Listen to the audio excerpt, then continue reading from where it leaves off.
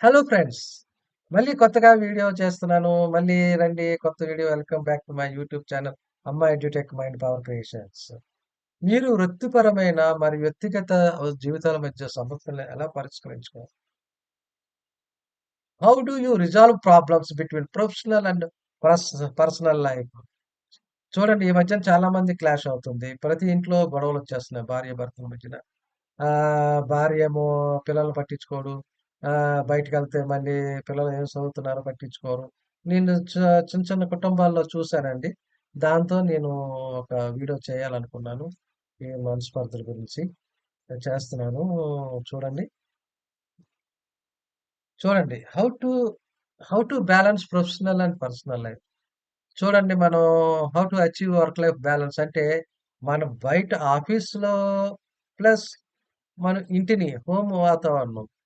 అక్కడ కూడా మనం రెండిటిని బ్యాలెన్స్‌గా ఉంచుకోవాలి. ఉంటేనే అది మన ఆ ఇంట్లో మనం శుభ్రంగా, హ్యాపీగా ఉండగలం. చూడండి, ఇటు రైట్ హ్యాండు ఇదైనా తక్కువే, ఇటు ఆఫీస్‌లో మనం ఎక్కువ పని చేసి అలా రాత్రి పగలు అక్కడే కూర్చొని రాత్రి 10 గంటలకొచ్చినా కష్టమే. ఇంట్లో మన పిల్లలని చూసుకోవాలి మనం. అప్పుడే అది పిరియటైజ్ వాట్ ట్రూలీ మ్యాటర్స్. కాబట్టి మనకేది ఇంపార్టెంటో అది చూసుకుంటూ చేయాలి. అప్పుడే మనకి అది హౌ టు బ్యాలన్స్.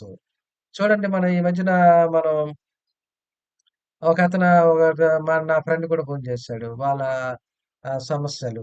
ఏంటి అతను మంచి ఈ మధ్యనే అతను బ్యాంక్‌లో జాబ్ జాయిన్ అయ్యాడు. బ్యాంక్‌లో జాబ్ జాయిన్ అయ్యి, ఆ బ్యాంక్‌లో కొత్తగా పెళ్లయింది. ఇద్దరు పిల్లలొచ్చారు. పిల్లలు పుట్టారు. ఆ బ్యాంక్‌లో కొత్తగా జాబు, ప్రమోషనొచ్చింది. దాంతో ఇంటికి రావటం ఎప్పుడో మార్నింగ్ 9 గంటలకెళ్తాడు. మళ్ళీ రాత్రి 9 గంటలకొస్తాడు. అప్పుడు కొత్తలో బావుంది. 2 ఇయర్స్ చాలా హ్యాపీగా సినిమాలని అయ్యని తిరిగేశారు. తర్వాత నుంచి ఆ భార్యకి లేపోతే ఆ భార్య పనిచేస్తున్న భార్య, లేపోతే ఇప్పుడు ఈ మధ్యన ఇద్దరు పనిచేస్తున్నారు. అప్పుడు హస్బెండ్ పిల్లల్ని పట్టించుకోవట్లేదు. పిల్లలు ఏం చదువుతున్నారో తెలీదు. పిల్లల మాట ఇనట్లేదు. ఆమెకి ఇంకా స్ట్రెస్ పెరిగిపోతుంటది. కాబట్టి set boundaries and stick to them. కొన్ని బౌండరీస్ పెట్టుకోండి. ఆఫీస్ పని అయిపోయిన తర్వాత ఆఫీస్‌లో విషయాలు మీరు ఇంటికి తీసుకురాబాకండి. అక్కడే వదిలేయండి. అంటే చూడండి, సపోజ్ మీ బాస్ మిమ్మల్ని ఆ రోజు ఏదో అరిసాడు, తిట్టాడు. ఆ కోపమంతా పెట్టుకొని మన ఇంటికి రాగానే పిల్లలు ఆహ్, గొడవ చేస్తుంటే ఆ పిల్లల మీద అరిచేస్తూ ఉంటారు. ఏంటి మీకు బుద్ధి లేదా? మీరు చదువుకోలేదా? ఏంటి టీవీ చూస్తున్నారో, అది చూస్తున్నారు అనగానే ఆ పిల్లల మీద అరిచేటప్పటికి, అలాగే భార్య మీద అరిచేటప్పుడు భార్య ఆ కోపం ఆపుకోలేక పిల్లల మీద చూపిస్తూ ఉంటది. అలాగా అలాగా ఎక్కడెక్కడో చూపిస్తుంటారు. కాబట్టి మనం ఎక్కడ బౌండరీ అక్కడ పెట్టుకోవాలి. ఆఫీస్ పని ఆఫీస్‌దే, ఇంటి పని ఇంటి పనే. ఇంటికి రాగానే హ్యాపీగా రావాలి. ఎప్పుడు మూడీగా వస్తే కుదరదు.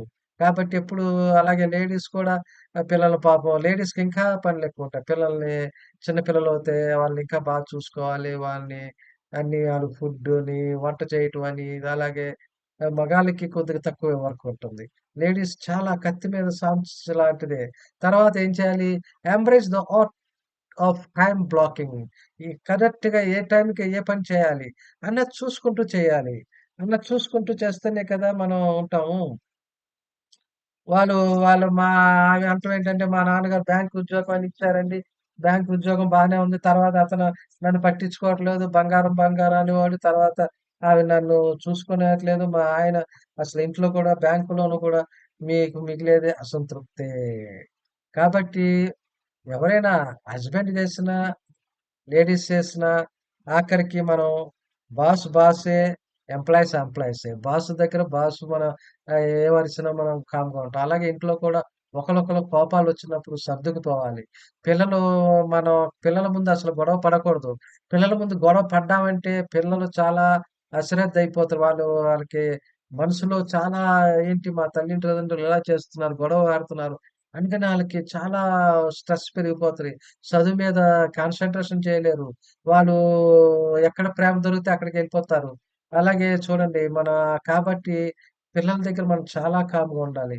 పిల్లలు లేనప్పుడు మీరు ఏమైనా మనస్పర్ధలుంటే ఒకళ్ళొకళ్ళు ప్రశాంతంగా కూర్చొని డిస్కషన్ చేయండి. అలాగే మనం చూడండి, మన బ్యాంకులో కూడా మీకు మిగిలేది అసంతృప్తే. జాబ్ గాని, బ్యాంక్ గాని, ఆఫీస్ గాని ఎక్కడైనా ఎక్కువగా పనిచేసేవాళ్ళకి ఆఖరికి ఏం చూస్తుంది అసంతృప్తి పోతారు. ప్రమాదకరమైన ఒత్తిడికి గురై అనారోగ్యం పాలవుతారు. స్ట్రెస్ పెరిగిపోయి అనారోగ్యం పాలవుతారు.